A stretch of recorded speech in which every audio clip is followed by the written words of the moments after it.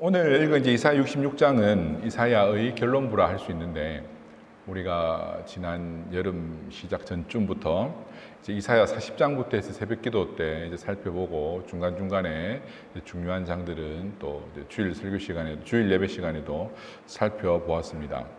이사야 40장부터 계속되던 그 희망의 분위기가 이제 계속 이어져 왔는데, 특별히 우리 지난 시간, 그 전 시간에 살펴본 이사야 60장, 61장 이런 이제 대표적인 이제 우리의 희망과 힘을 주는, 격려를 주는 그런 말씀들인데, 그런 분위기 가운데 이제 이사야 66장 이제 이 결론부에 오면은 그 희망찬 분위기가 다시 좀 이렇게 분위기가 안 맞듯이, 사족이 달리듯이 조금 어두운 분위기로 맞춰집니다.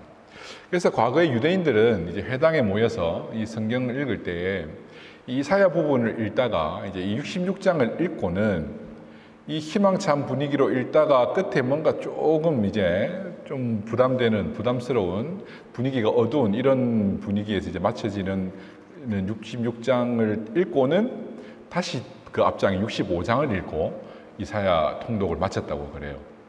이제 분위기가 그렇다는 거죠.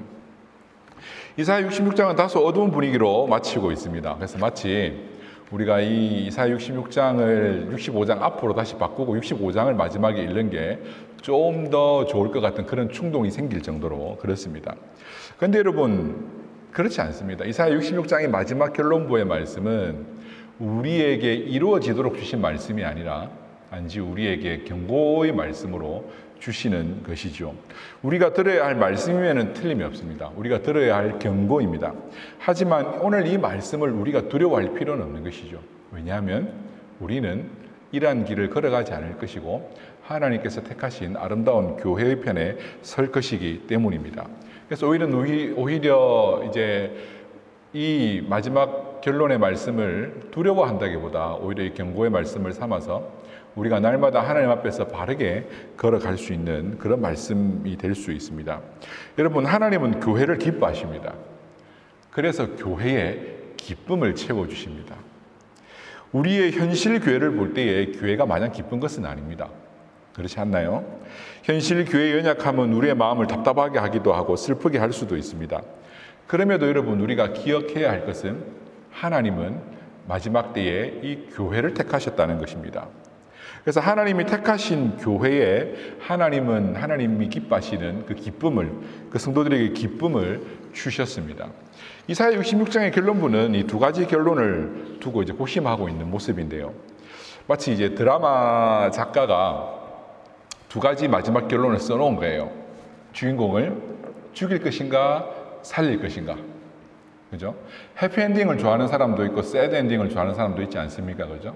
그래서 이 두 가지를 미리 다 찍어 놓고 이제 시청자 이제 그 반응을 보는 거예요.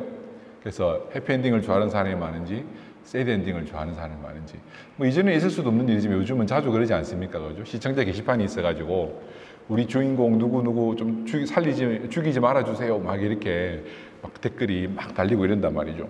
꼭 그것처럼 이 두 가지를 마련해 놓고 어떤 편집본을 송출할 것인지를 결정해야 하는 그 작가처럼 오늘 이사야 66장은 사실은 하나님께서 기쁨을 충만하게 두신 이 교회의 모습, 이 교회로 설 것인가, 아니면 하나님께서 기뻐하시지 않는 거짓 교회의 편에 설 것인가, 그들의 결말이 어떻게 될 것인가를 이사야 66장을 통하여서 딱 내어놓고 이제 마치 우리가 시청자가 되어서 그 결론을 선택해야 하는 것처럼 이제 그런 입장으로 이제 이사야 66장의 분위기는 그렇게 이제 이해를 해 볼 수 있는 것이죠.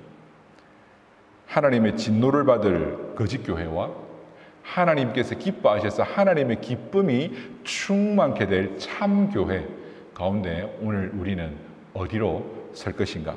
바로 이것이 우리가 선택해야 할 것인 것이죠. 그 기준은, 오늘 말씀은 그 기준이 바로 예배, 참된 예배라고 우리에게 말씀해 주고 있습니다. 하나님은 참된 예배를 드리는 참교회를 기뻐하시고 그 교회에 참 기쁨을 충만케 해 주십니다. 여러분, 하나님의 교회를 기뻐하시는 이유는 무엇입니까? 바로 교회는 하나님께 예배하는 공동체이기 때문입니다. 하나님은 교회를 예배를 위해 택하셨습니다. 교회와 세워지기 전에는 여러분 어디에서 예배를 드릴 수 있었습니까? 예루살렘 성전에서 하나님께 제사 드렸죠, 그죠? 하지만 이 성전은 무너졌습니다. 안타깝게도 무너진 것이 아니라 이 성전에서 제사를 받으시던 하나님이 직접 그 성전이 무너지게 하셨습니다. 그러니까 하나님이 그 성전에서 마음이 떠나셨고 그 성전을 포기하시고 버린 것입니다. 왜 그렇게 하셨겠습니까? 그것을 버리고 하나님은 이제 교회를 통하여 예배 받으시기를 기뻐하시기 때문입니다. 성전이 무너진 이유는 간단합니다. 그 성전에서 드려지던 가증스러운 예배를 하나님께서 버렸기 때문입니다. 성전은 중요한 곳이었죠. 이스라엘 백성들에게 있어서 절대적인 곳입니다. 그들에게 어떤 중앙 성소는 그들의 삶의 정체성이고 그 국민, 이스라엘 백성들 전체 민족의 정체성입니다. 그런데 하나님께서는 그곳을 무너뜨리셨단 말입니다. 이스라엘 백성들은 정기적으로 성전에 나가야만 정결해질 수 있었습니다. 그곳에서 자신들의 죄를 태우는 제사를 통해서만 일시적으로나마 정결함을 누릴 수 있었습니다. 그 성전이 없어지면 그들에게 정결할 수 있는 방법이 없는 것이죠. 그럼에도 불구하고 이스라엘 백성들은 이 성전에서 가증스러운 예배를 드리기 시작했습니다. 어떤 예배를 가증한 예배라고 하나님께서 여기시는지 아십니까? 재물이 없었어요? 재물이 좋지 않았어요? 그렇지 않습니다. 그들이 좋은 재물을 드렸고 귀한 성전에서 제사를 드렸지만 그들의 마음이 자기 길을 택하고 마음에 가증한 것을 기뻐하는 삶을 살았기 때문입니다. 그들의 의식에 그들의 삶이 따라오지 못했기 때문입니다. 의식으로는 하나님 앞에 제사를 드리고 있었지만 그들의 마음 심중에는 뭐가 있었다고요? 가증한 것을 기뻐하고 있었고 그들의 마음은 하나님의 길이 아니라 자기의 길을 따라 우상 숭배의 길을 걸어갔기 때문입니다. 하나님은 여러분 그런 성전은 필요치 않습니다. 이스라엘 백성들이 오해했던 게 그거죠. 이 성전이 있으니까 우리는 망하지 않을 거야. 왜냐하면 세상 최고의 신이신 여호와 하나님이 그 성전 안에 갇혀 계신다 생각했겠죠. 성전이 여기 계시니까 하나님이 어디 가시겠냐고. 성전이 여기 있는데 하나님이 어떻게 여기를 떠나실 수 있겠냐고 생각했던 거죠. 하지만 여러분, 우리 하나님은 하늘을 보좌로 삼으시고 땅을 그의 발판으로 삼으신 창조주 하나님이십니다. 하나님께서 천지 창조를 창조하실 때에 뭐 하나 도움받으신 게 있습니까? 그 말씀으로 그의 섭리와 경륜을 따라 이 모든 세상을 창조하시고 질서를 주셨습니다. 아무리 성전이 귀한 곳이라더라도 그 성전은 하나님의 안식처가 될 수 없습니다. 하나님께서 우리를 위하여 은혜를 베풀어 주셨던 그런 약속의 장소인 것이지 하나님이 그 성전 안에 갇혀 계신 적이 한 번도 없습니다. 하물며 여러분, 이 세상에 그 어떠한 화려한 외양을 갖춘 예배당이라 할지라도 그 예배당으로 하나님의 영광을 다 표현할 수 없습니다. 이 세상, 이 모든 자연 만물조차도 하나님의 영광을 다 드러내기에는 역부족인데 그 어떤 베드로 성당이니 뭐니 큰 성당이 있다 한들 그 성당으로 하나님의 영광을 온전히 다 드러내기에는 역부족 정도가 아니라 아예 가능성조차도 없는 것입니다. 여러분, 그러면 교회가 영광스러운 이유는 무엇입니까? 성전이 영광스러웠던 이유는 무엇입니까? 거기에 하나님을 기뻐하는 자들의 참 예배가 있었고 하나님께 참으로 예배하는 자들이 있어서 그곳에 하나님의 영광이 있기 때문에 그곳이 영광스러운 곳입니다. 여러분, 우리 교회가 왜 영광스러운 곳입니까?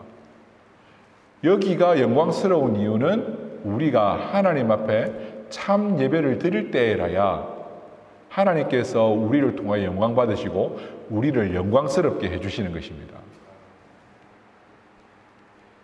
여러분, 1절, 2절 말씀은 바로 이것을 이제 말씀하고 있죠. 이사야 66장 1절, 2절. 여호와께서 이와 같이 말씀하시되 하늘은 나의 보좌요 땅은 나의 발판이니 너희가 나를 위하여 무슨 집을 지으랴? 내가 안식할 처소가 어디랴?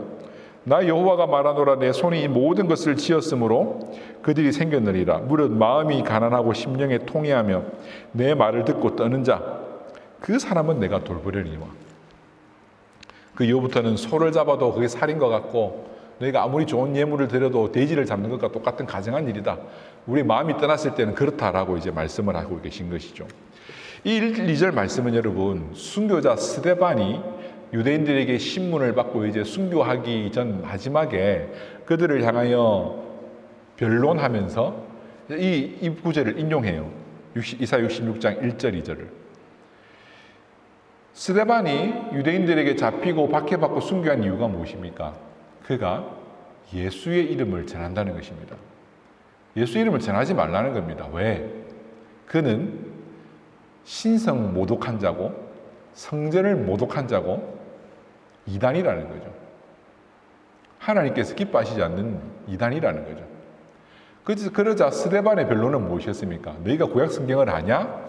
하면서 구약 성경 처음부터 끝까지 쭉 정리를 합니다. 그러면서 이사야 부분에서는 이제 66장 1절 2절 이 말씀을 인용하는데요. 그 요는 이것입니다. 너희가 구약을 안다고 하는데 구약을 알았다면 예수님도 알았을 것이다. 왜? 모든 구약의 성경은 오실 예수님을 두고 말씀하고 있는 것인데 너희가 구약 성경을 알고 율법도 알고 제사도 안다면서 어떻게 너희가 예수님을 모른단 말이냐. 그러면서 이것은 마치 구약의 이스라엘 백성들이 제사는 드리는 듯 했지만 마음으로는 떠나 있었기에 하나님께서 그들을 가증하다 이기신 것처럼 너희들도 가증한 자다.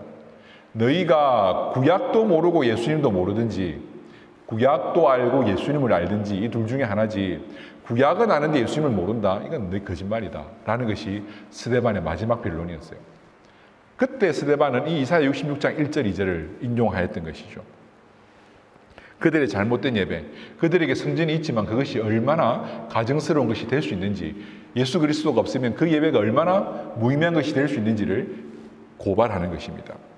사는 성도 여러분, 우리 하나님은 성전보다 크신 분입니다. 예수님은 어떤 재물보다도 귀한 재물이십니다.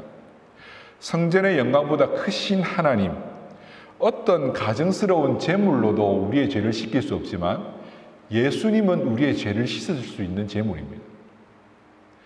그 어떤 성전의 영광스러움보다도 더 큰 영광의 하나님의 영광이 우리에게 임해야 되고 그 어떤 재물로도 씻을 수 없는 예수 그리스도의 그 보혈로 우리의 죄가 씻겨지는 그 참된 제사, 그 참된 예배만이 하나님께서 기뻐하시는 영광스러운 예배인 것입니다. 그 영광스러운 하나님이 우리의 예배의 대상이시며 예수 그리스도의 보혈만이 우리가 유일하게 하나님께로 나아갈 수 있는 길입니다. 그래서 여러분 하나님이 기뻐하시는 제사는 오늘 2절에 뭐라고 말씀합니까? 마음이 가난하고 심령에 통회하며 하나님의 말씀을 듣고 뜨는 자들의 그 마음이 하나님이 기뻐 받으시는 제사라는 겁니다.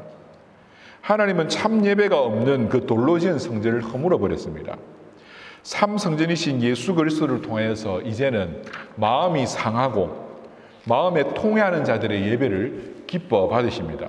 상한 마음, 통회하는 마음은 어떤 마음입니까? 자신의 죄를 인지함으로 말미암아 상해버린 마음, 그 죄를 통감함으로 하나님 앞에 나와 통회하며 나아오는 그 마음.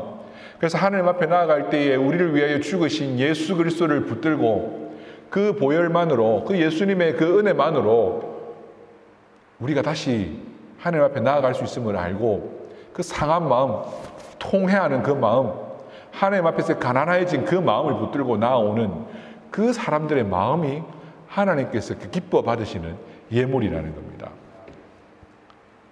예수님께서 우리의 마음을 고쳐주시길 간구하는 그런 마음, 그 상한 마음을 하나님 앞에 들고 나와야 합니다. 그러한 상한 심령으로 나올 때에 하나님은 우리의 예배를 기뻐하십니다.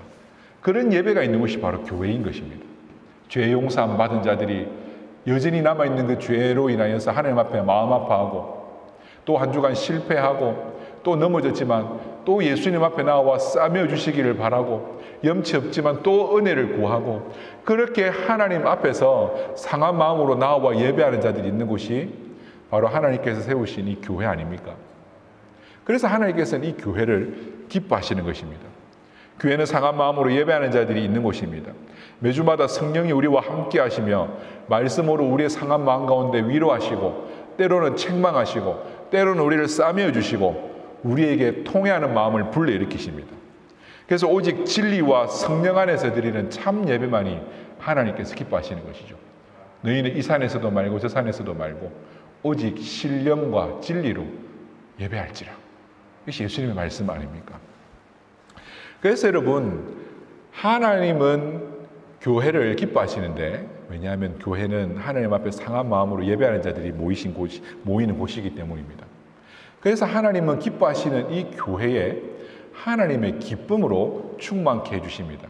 제가 앞서 이제 두 가지 결론이 있다고 하지 않았습니까? 그죠? 이 참 예배를 기준으로 하여서 하나님의 기쁨이 충만한 그 교회, 이제 그 결론부가 이제 시작되는 거예요. 그리고 이제 마지막에 살펴볼 내용은 참 예배가 없으므로 하나님의 진노를 받을 그 교회의 모습의 결론이고요. 하나님은 교회를 기뻐하셔서 교회의 기쁨을 충만케 해주십니다. 오늘 본문은 4절까지 거짓 예배에 대한 경고를 하신 이후에 5절부터 다시 위로의 말씀을 해 나가십니다. 참 예배를 드리는 교회를 향해 주시는 말씀이죠. 여호와의 말씀으로 말미암아 떠는 자들아 그의 말씀을 들을지어다. 이 시대 너희 형제가 너희를 미워하며 내 이름으로 말미암아 너희를 쫓아내며 이르기를 여호와께서는 영광을 나타내사 너희 기쁨을 우리에게 보이시기를 원하노라 하였으나 그들은 수치를 당하리라 하였느니라. 이제 계속해서 대조가 될 겁니다. 하나님 앞에서 떠는 자, 떨지 않는 자, 하나님의 기쁨이 되는 자, 하나님 앞에서 수치를 당하는 자, 하나님께서 부를 때에 대답하는 자, 하나님이 불러도 대답하지 않는 자, 이런 대조들이 이제 계속해서 있을 텐데요. 여호와의 말씀은 여호와로 말미암아 그 말씀으로 말미암아 떠는 자들에게 위로요, 힘이요, 은혜가 됩니다. 아무리 무서운 진노의 말씀이라도 그 하나님의 말씀을 듣고 대답하지 않는 자들에게는 그 말씀이 진노의 말씀이죠. 왜? 그들에게 진노가 임할 것이니까요. 하지만 이 말씀을 듣고 그 앞에 떠는 자들, 하나님을 경외하며 하나님 앞에서 떨 수 있는 자들에게는 하나님은 또다시 은혜를 베푸십니다. 하나님은 무서운 말씀 중에서도 당신의 교회를 향하여서는 위로의 말씀을 주십니다. 장차 형제들에게 이 교회가 미움을 받을 때가 온다고 말씀하고 있습니다. 하나님의 이름 때문에 성전에서 형제들에 의해 쫓겨날 때를 말씀하고 있는 것이죠. 이 형제들은 앞서 말한 대로 성전에서 가증스러운 예배를 드리는 자들입니다. 여기서도 이제 쫓겨난 자와 쫓아내는 자 또 나뉘어지죠. 그죠? 쫓겨내는 자, 쫓겨남을 당한 자, 그러니까 쫓겨난 자들이 하나님의 보호를 받을 것이고 쫓아낸 자들은 하나님으로부터 수치를 당할 것입니다. 6절 말씀을 한번 볼까요? 떠드는 소리가 성읍에서 들리며 목소리가 성전에서 들린다고 하죠. 이 목소리는 여호와께서 원수에게 보응하는 목소리입니다. 이 목소리는 언제 들려질 목소리일까요? 아마도 로마 제국에 의해서 두 번째 지어진 그 돌 성전이 완전히 무너진 이후에 슬퍼하며 도망치던 두려워하던 그 성전의 지도자들, 종교 지도자들이 떠들던 소리가 아닐까요? 솔로몬이 지은 그 성전을 제1성전이라 흔히 말하고요. 그리고 이제 예수님 당시에 있었던 성전은 솔로몬 성전이 무너진 이후에 새롭게 지어진 제2성전입니다. 이 제2성전조차도 예수님의 말씀처럼 로마 제국에 의해서 완전히 무너집니다. 이때 성전에서 도망치던 자들은 아마 무서워 떨며 소리를 지르고 난리법석을 떨었을 것입니다.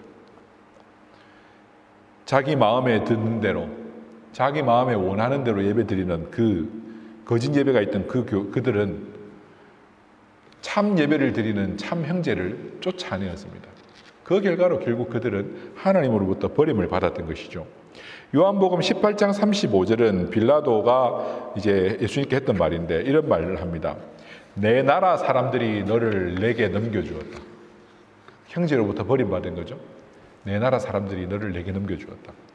그리고 요한복음 15장 18절에서도 예수님은 이렇게 제자들에게 말씀해 주십니다. 세상이 나를 미워한 것 같이 너희도 세상의 미움을 받을 것이다. 사도들은 모두 유대인들이었죠. 그죠?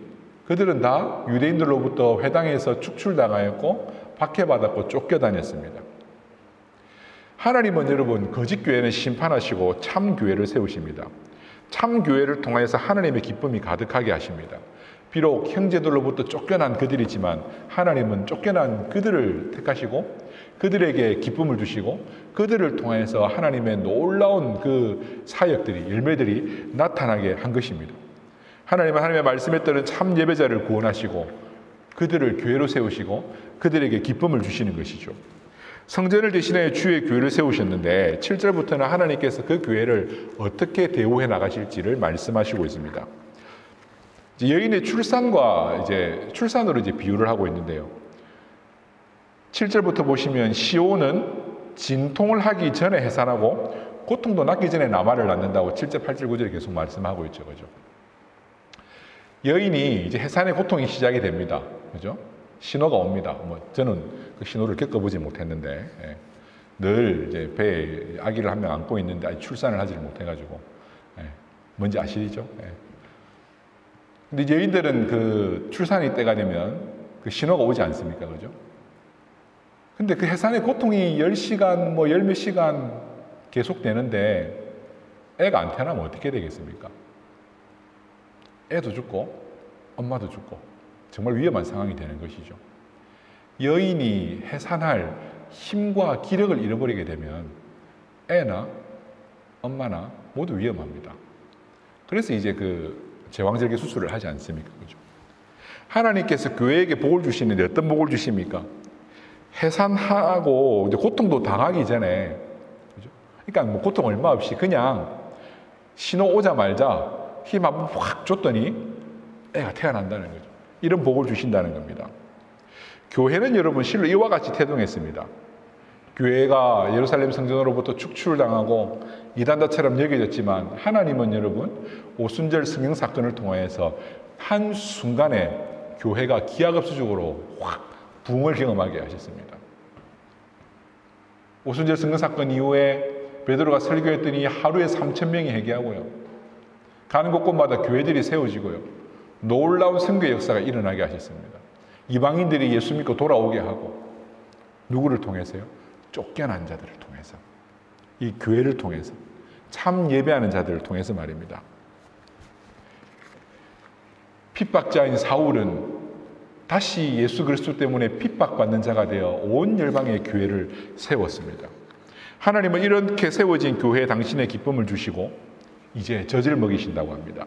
10절부터 12절 그리고 평강을 주신다고 말씀하십니다. 무슨 말씀입니까? 하나님께서 교회의 출산, 태동과 그리고 젖먹이심, 양육과 그 교회가 계속해서 보호받아 평강 가운데 갈 수 있도록 모든 복지의 혜택까지도 다 허락하신다는 것이죠. 누구에게? 교회에게. 말 그대로 요람에서 무덤까지 하나님께서 교회를 책임지시고 그 교회에 하나님의 기쁨을 두시고 그 교회를 기뻐하신다는 겁니다. 다시 이제 본문의 말씀은 15절부터 무서운 심판의 주제로 바뀌죠. 이제 두 번째 이제 선택할 수 있는 결론부인 겁니다.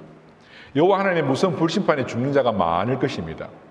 누가 이런 불심판을 받습니까? 17절 말씀을 보시면 우상에 빠진 자들과 그들과 함께 가증한 것, 돼지와 쥐를 잡아먹는 자들이 그 무서운 불심판을 받을 것입니다. 구약의 율법은 여러분 먹을 수 있는 정결한 음식과 먹을 수 없는 부정한 음식으로 나누고 있죠. 이게 뭐 때문에 그런지 아십니까? 이제 예수님 오신 이후에 이 모든 기준이 다 사라집니다. 근데 이제 구약 시대에는 오실 예수님을 바라보며 살았던 시기이기 때문에 그들은 정결케 되기 위해 제일 중요한 거는 성전에 나와 정결케 되고요. 근데 매번 성전에 나갈 수 없지 않습니까? 그리고 그 정결케 된 거룩함을 늘 유지를 해야 되지 않습니까? 그죠?